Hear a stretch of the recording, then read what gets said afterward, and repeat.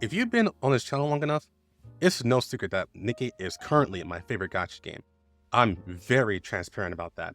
So lately I've been getting this question. Hero, if you love Nikke so much, why haven't you made content for it? Well, dear viewer, it comes down to one thing. I haven't been confident that I could make something worthwhile. Even before this channel was even made, I've made scripts and recorded footage for Nikke that hasn't been released because I haven't felt it would do well, or someone much more established than me would just do it better. But I agree with the sentiment. A Nikke video has been long overdue. Even with this past year of Nikke making millions upon millions of dollars, there's still the negative stigma around it, especially when it comes to the gameplay. Well, no more. It's time to prove the naysayers wrong. I've been thinking about how to introduce Nikke to my channel. Should I make a starter guide or should I make a lore guide? But what it came down to is, I gotta say it from the heart. I love Nikke. From the gameplay, from the story, to the goddamn music.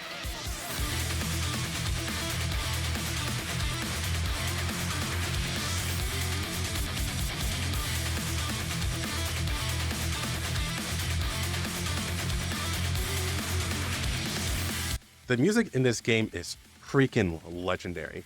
I'm willing to bet a lot of Nikke players used to keep their game open just so they can play from the jukebox. So quite literally, the best thing that happened at the start of 2024 is when the development team Shift Up announced they'd be releasing their soundtracks on Spotify.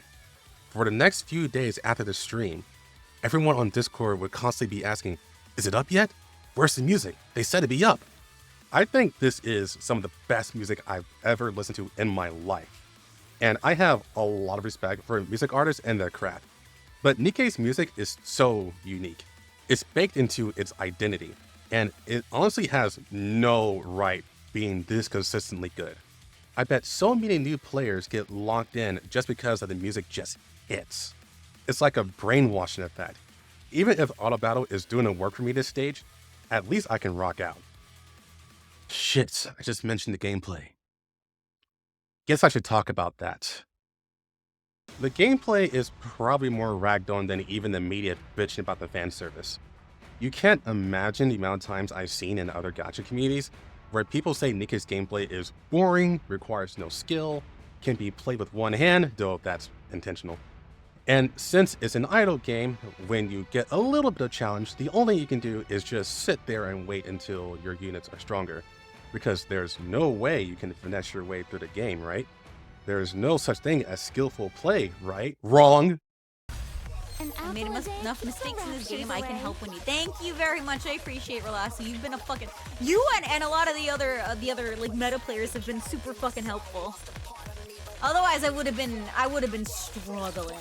It's astounding how much like knowledge you need in this game.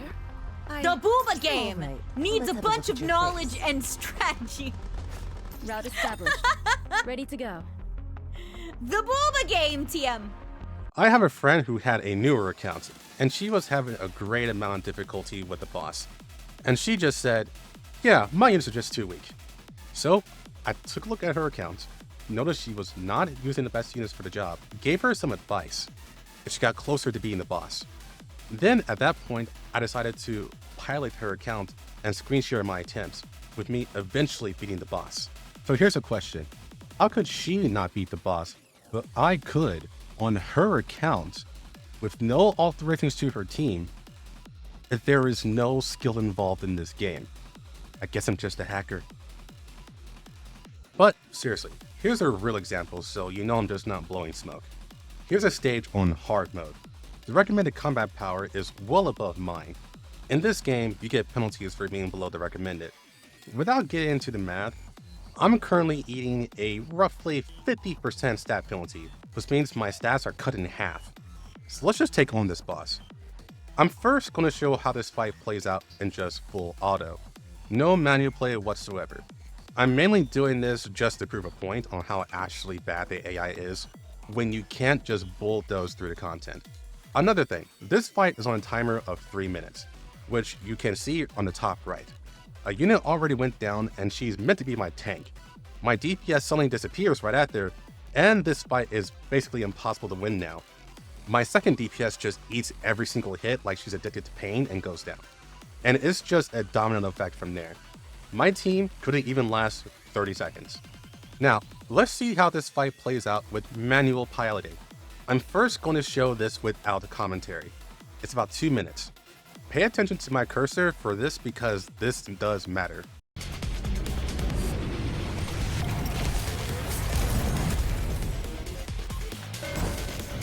Target eliminated. Target not done under the light of the kingdom. Everyone follow me.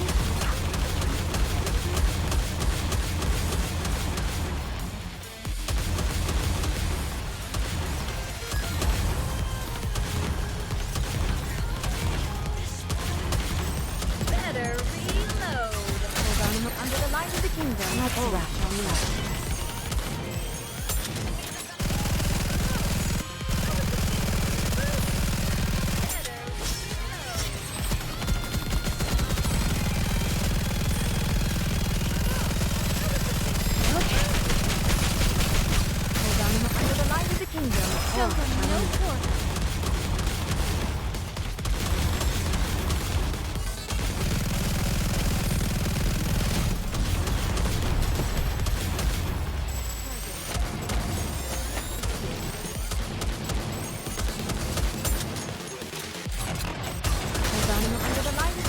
Everyone follow me and attack.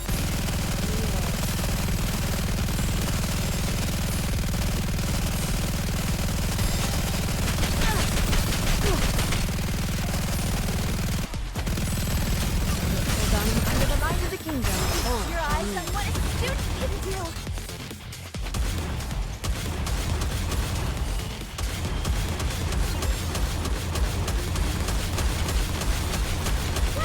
Develop something like an infinite magazine. Hold on under the light of the kingdom. Everyone follow me. Reload.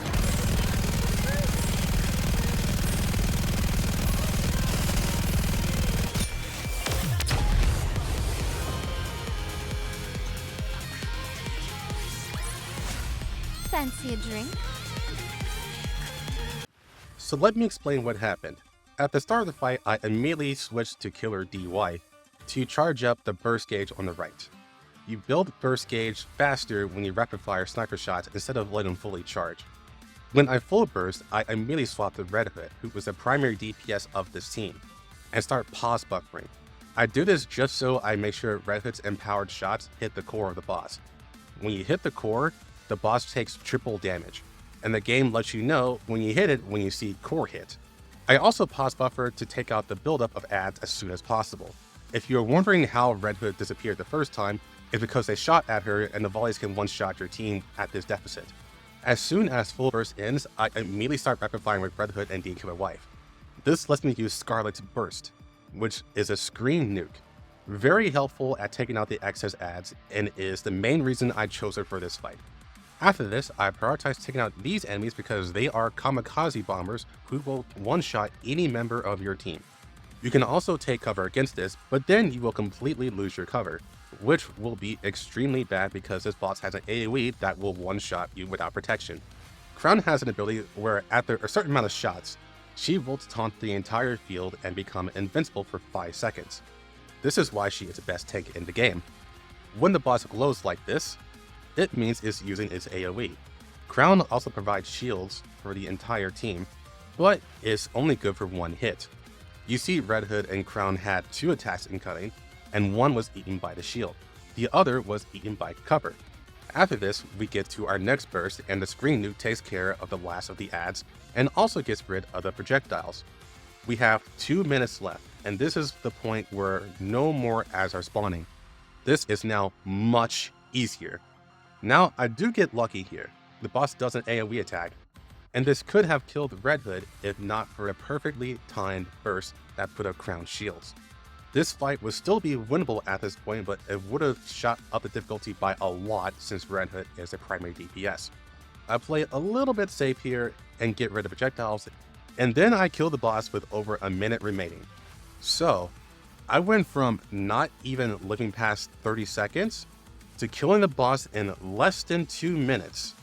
And I was pretty sloppy this run. Nah, the game takes no skill. Game's so boring, one-handed game. But, alright. Let me seriously level with you.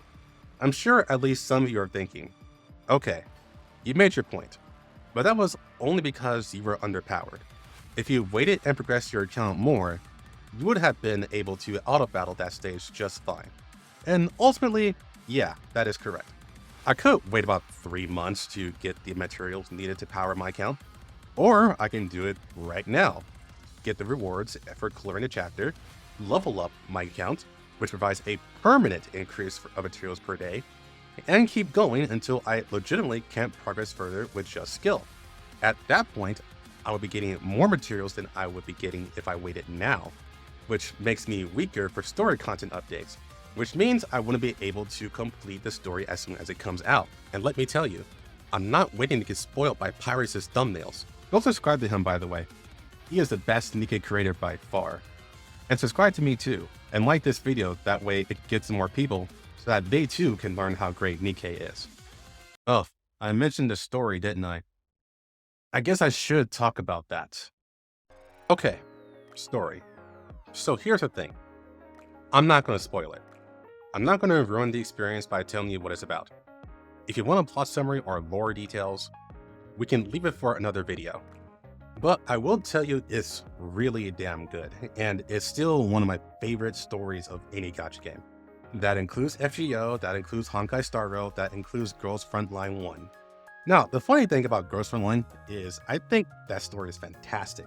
It's the actual reason why I truly value story in gacha games in the first place. People say Snowbreak is what they wanted Girls Frontline 2 to be, but I think that actually should have went to Nikke. So, if there's any game that could take Nikke out of the #1 spot for me, it's probably Girls Frontline 2. But as long as the dev team keeps edging us, it won't matter. Now, when it comes to story, a wise man once said, I came for the booba, but I stayed for the depression. And since he said those words, every culture gamer has recited them when speaking of their commandments of Nikke, because that's truly what it is. We start with this.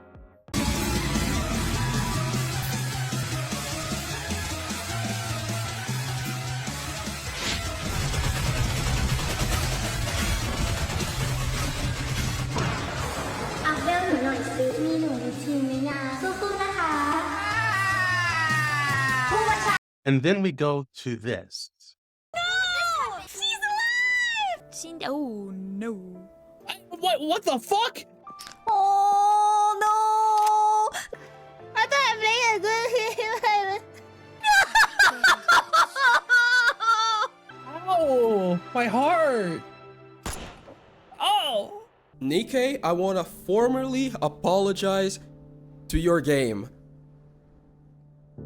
I wasn't familiar. Everyone I love dies! Yeah, it's been an adventure. Like, sure, a lot of other games have been going harder and harder on fan service, going into realms that Nikke wouldn't even dare to. But I gotta tell you, the other games are overcompensating. There's a culture philosophy I live by, and I think it may be useful for some of you. If I would rather go on Rule 34 to enjoy a waifu, instead of logging into the game and playing them, your waifus are shit. Yeah, these games do tug at my degenerate self. But this Alta Quincy does more for me than any other degenerate gacha game could, because they crafted Quincy's story extremely well and got me to care about her more than what goes on skin deep. And with all that combined, I'm down bad for her. And she's just a side character. Now, I know I've been praising this game to the high heavens like it can do no wrong. Don't get me wrong, there are negatives about Nikke. I have plenty of them, actually. But this is not a review. I'm not here to talk shit about my favorite gacha game. But if I had to address the feelings that I have about them, it's to say that for every negative feeling I have about Nikke, it's overwhelmed by the 10 or more positive things I have about Nikke. And regarding those negatives, the development team goes out of their way to address them. In the Zenless Zone Zero review video, I stated I could tell the development team of that game has an intense passion driving them. Because for them, it wasn't just a product to sell to the consumers. It was a work of art, their life. For Nikke, I get that same feeling. Now, neither company has an example where the director went on stage and cried their heart out to a live audience like Final Fantasy XIV, but they don't need to do that. All they have to do is share their thoughts and feelings to the community. And if they really mean it, we'll pick up on it. Think about it. They didn't need to put their music on Spotify, and they didn't need to make their best minigame a permanent mode, and they really didn't have to make lore-relevant side stories for side characters. But they did, because we asked for it. And just like what I said in that review, I'll say it here. These development teams are worth supporting, because ultimately, this is how you run a successful live service game. Don't trash talk your players, which seems to be the trend nowadays. Just be willing to listen. When you decide to run a live service game, you are no longer just developing a game. You are now playing a customer service role. That should be obvious, it's in the name, but until people understand that, games like Nikke are always going to win over and over again. What else is there to say? Honestly, there is a lot to say. I haven't even gone through 10% of the things about Nikke. But my goal here is to just tell you that there's so much going on in Nikke. So much depth, so much nuance, so much of every element has been taken care of with love and passion. But when I talk to those who haven't tried it, it's always the same story with the same answer and honestly the same excuses. But I don't blame them, because I used to be one of them.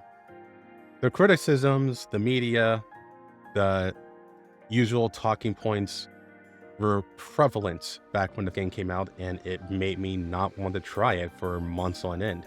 The only reason why I decided to try it in the first place was because my inner degenerate was screaming for release. Now I'm a fan. A big fan, even. But it's not hyperbole for me to say that Nikke is one of the greatest and most successful gacha games ever made.